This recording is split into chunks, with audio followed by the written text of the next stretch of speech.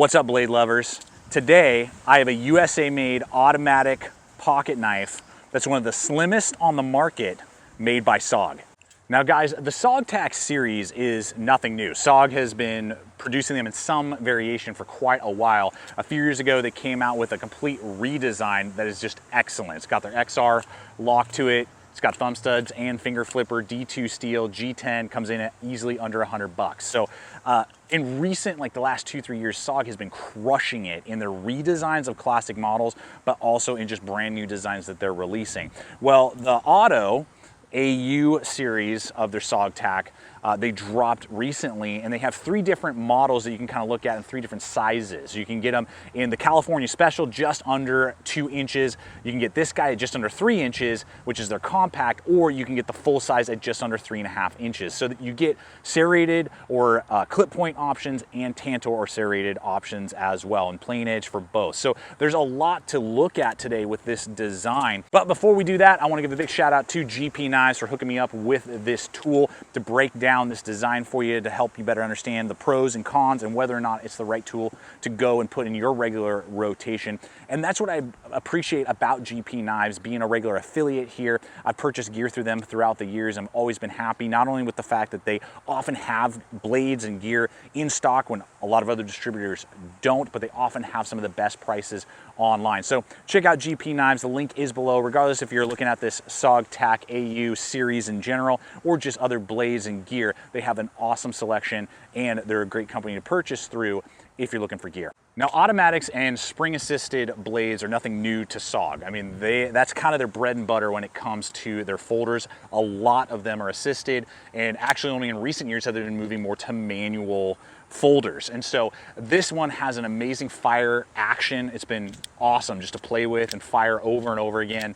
It has been really holding up well, running on bronze bushings, so the action is real smooth and real nice. And the difference between this and most other pocket knives, and what makes it be able to be slimmer at about 0.41 on the thickness overall, is the fact of their particular crossbar kind of pivot lock that most other autos don't do. They have usually a push button piston that goes in and out lock, so there has to be a certain amount of thickness to the pivot area of the blade, and so you really can only make it so thin before you're not able to use that style of locking mechanism. Now, SOG isn't the only one that does this. You know, there's plenty of other brands out there that have this kind of style of movement and mechanism, but this one really fires really well. It's really fun to use. You can use it one-handed. It is completely ambidextrous. Now, the lockup is what you expect from most autos. It has a similar lockup to, say, my Boker Kalashnikov, several of my other SOG knives in general. It's got solid up and down. You get a little bit of rock side to side. That's how most autos are. It's not quite as tight as, say, a manual bronze bushing folder is, but that slight play gives you the tolerances, so it has that nice smooth firing mechanism over and over again. Now, the other thing that makes this a little bit different is that it does have a safety, but it's not an obnoxious safety. So many other brands, they do safeties on their autos, but it's really either obnoxious, kind of gets in the way, or, you know, it's this dueling motion you have to do. This thing is integrated into the locking mechanism, where if you push all the way forward, it locks it into place, and you really have to pull and overcome an initial pull before you get to the snap. Now, it doesn't become a hindrance in any way, and you can easily fire it in a high-stress situation very quickly. But the positive thing is that it does give you a little bit more of a pull than, say, your average auto would. So it's giving you a little bit of a safety feature without it being obnoxious and getting in the way, but not hindering a high-speed actuation if you need to. Now, if we go on to the handle, this is also a cool feature in that it keeps in line with kind of the profile of the whole SOG TAC series, but this is made out of anodized 6061 aluminum, which is really cool. And then they've put traction points all over it, cutting into the aluminum, so you have a textile feel that you don't get with a lot of aluminum handles, which is sweet. So you have kind of medium to light, what would feel like G10, but it's got the strength of that aluminum. That also helps give it the rigidness, but cut down on weight. This comes in at under 3 ounces. So it's a very lightweight tool, and how sleek and slim it is, I mean, it just disappears in your pocket, which is a very cool aspect. Now, closed, the handle is 4.1 inches overall, just cradling inside for a full grip. And that's what's nice, is even though it's really thin, you have a thickness that's pretty good, so it fills out the hand really well. Gives you a great lock in and cut in and a good amount of jimping on the back spine, but nowhere is it sharp and abrasive. So you have a lot of traction, it's grabbing, but you're not like, ow, this is cutting and starting to like hurt and cause hot points on your hand. So I really like that aspect. Now the full size will be larger, it'll be the same thickness, but it will be a little bit of a larger, longer handle, the exact same profile as on the manual SOG TAC design. So very cool, really nice design there on the handle. The blade nestles directly dead center in there, and just great fit and finish overall in the designing of that handle. Now onto this blade, and I decided to go with this Tanto, and I'm really glad I did, because it's a very unique styling Tanto, and I've just been gravitating to that more, just kind of changing up, you know, the regular rotation lately, because it has the kind of, you know, aggressive tip that Tantos are known for, but it has a rounded transition. You know, it's not a sharp angled transition to the flat, longer portion of the blade. So you're still getting some cutting, slicing capability with the tool that most of the Tantos just don't give you. It's, you know, straight up and then an abrupt angle to the tip. So I really like that. It's a really cool, fun profile, and it gives you more slicing than your generic Tantos, but still gives you a lot of piercing capability that, say, some clip points just don't give you. You know, so I really like that aspect. Thin, nice, sleek blade coming in at 0.11. So it's a great slicer. It does have a flat grind on all the models that I am looking at throughout their design. So it's a thin blade with a flat grind, so you still have a lot of strength, and it wasn't too fat behind the edge for my taste.